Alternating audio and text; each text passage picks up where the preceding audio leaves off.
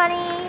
Today I have one of the last few days of my winter break and it randomly decided to snow really hard. This is the first time this has happened in years and I didn't really know what to do, and then I thought it'd be really cool to just like wear a kimono in Kamakura. Kamakura is one of my favorite places. It's very like traditional, there's lots of really nice food, and actually wearing kimono is cheaper here.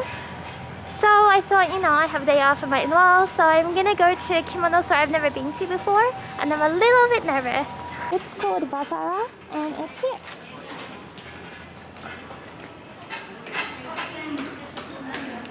So this is the kimono I'm renting from Bazara.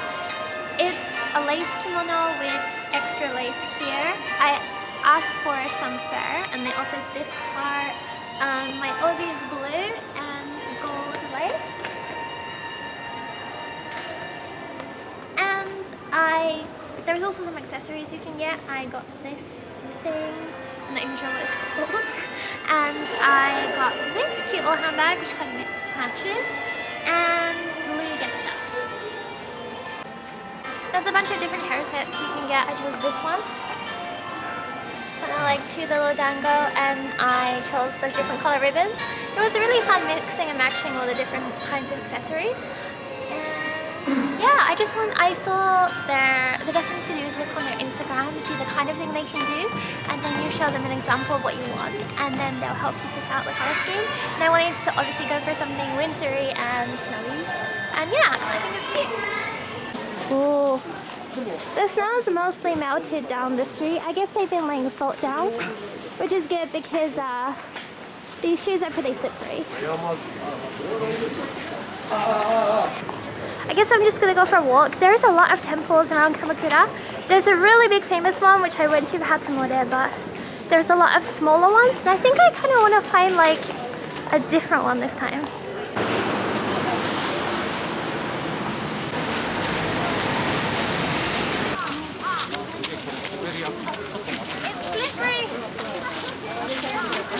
Lake is frozen. I've never seen that before.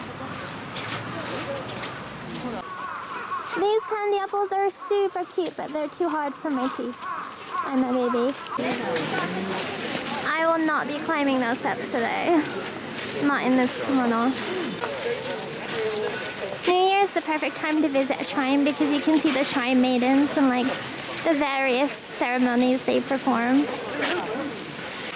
This is where you put your fortune if it's not a good one. My one wasn't bad, but I actually hung mine on here because it does get rid of any parts that are written badly. I'm not incredibly superstitious, but last year when I received my fortune, it was also medium luck, and it said some good things, some bad things. It said that it would be good for me to move, which is weird because I didn't plan on moving. But then I ended up moving and it ended up being a good thing. But it also said the person that is sick will not recover.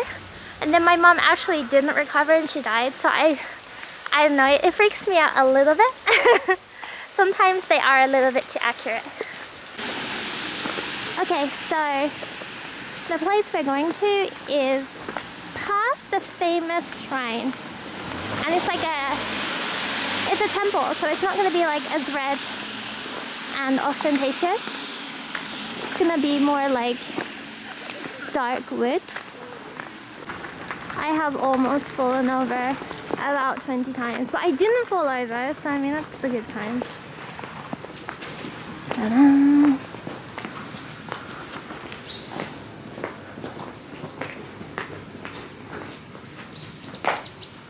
It immediately became quieter. It's dripping with water from the snow, so we'll have to be careful.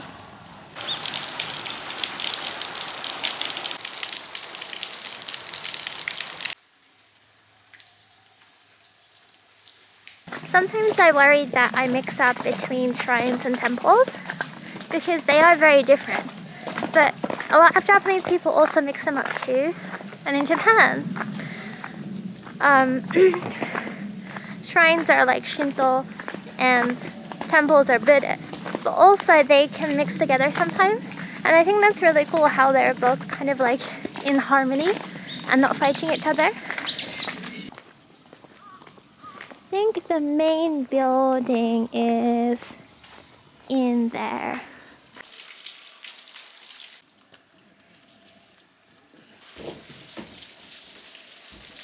This is the main building and the gardens.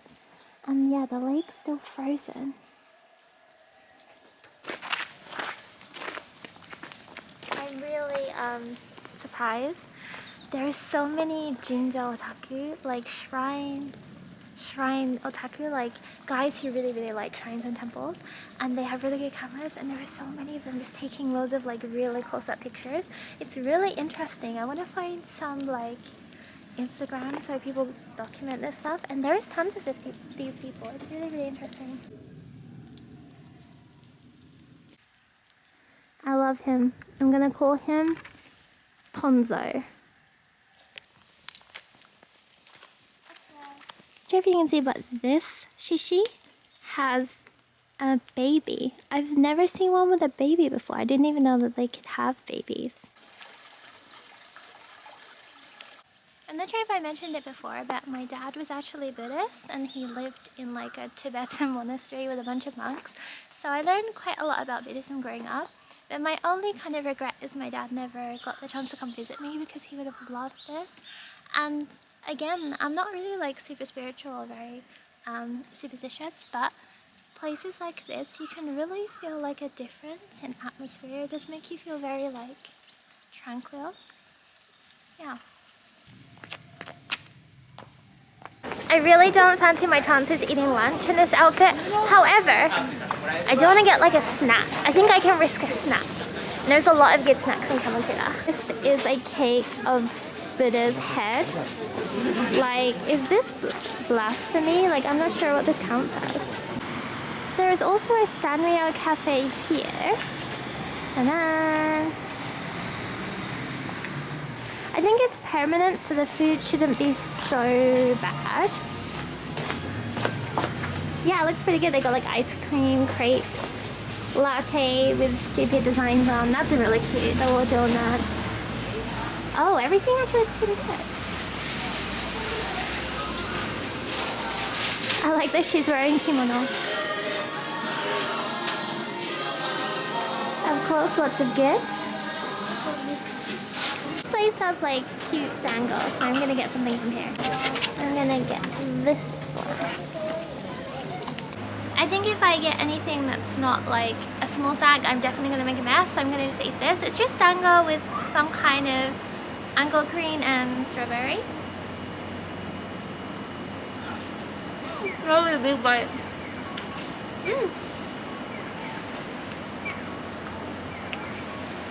It's really good. Dango and like wagashi Japanese sweets aren't really for everyone, but I really like them. So same as the video I made about when I wore different kimono in Asakusa, I'm gonna evaluate Vazara. And honestly, it had to be one of my least favorite kimono places I've ever been to. Mainly because I ordered from their website and I got like the most expensive package. But then, even after that, there was still a lot of hidden fees. And I was kind of already expecting that because sometimes usually they kind of say, oh, but you can add this or that and it's a little bit more expensive. But there was so many. Like, I didn't realize that any additional tiny accessories would be more expensive by like 2,000 yen. And then also they said it included a hair set, but the only hair set they included was the very basic one. And then if you wanted a more fancy one, then you'd have to pay a little bit more. That wasn't too bad. Like, I kind of maybe expected that. However, if you wanted like ribbons or extra stuff like that, it actually cost more. It was like an extra 500 yen. And I ended up paying an extra 5,000 yen in just fees, which is kind of ridiculous because a lot of kimono places it only costs like 500 yen, 5,000 yen. So not my favorite. However, they did do a very good job. The kimono is fantastic. They had quite a very good selection, and there's not a whole lot of places to wear kimono in Kamakura, so if you're gonna wear it here, you might have to go there. Oh, the only last thing was on Instagram, they have a lot of pictures with these fluffy masks. They're shaped like cats and things, and I did it recently in Asakusa where we were allowed to take them around and take pictures with them, and I asked them about it and they kind of got really awkward about it, and they were like, no, they were just for us to take pictures in store. So yeah, I don't know, like if you post something a lot on your Instagram, I think it's kind of misleading if you're not gonna let people use it, but whatever. Lesson learned. Admittedly, taking off the kimono is the best feeling in the entire world. I feel like I've been reborn. And now I can eat lunch, like a big, disgusting, dirty, sticky lunch. I'm so excited. I'm gonna eat here. It's called round or around. I don't know how to say it. However, the kaisendon looks delicious.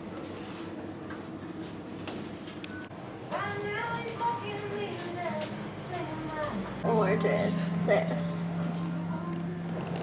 Ta-da!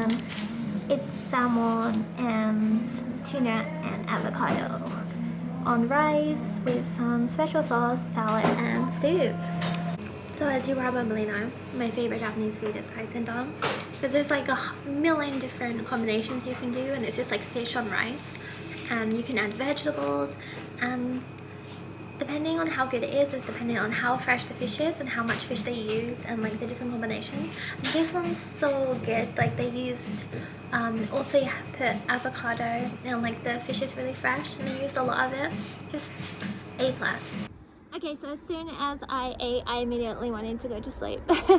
Thanks for joining me on this adventure today. Thanks for watching, and as always, please subscribe.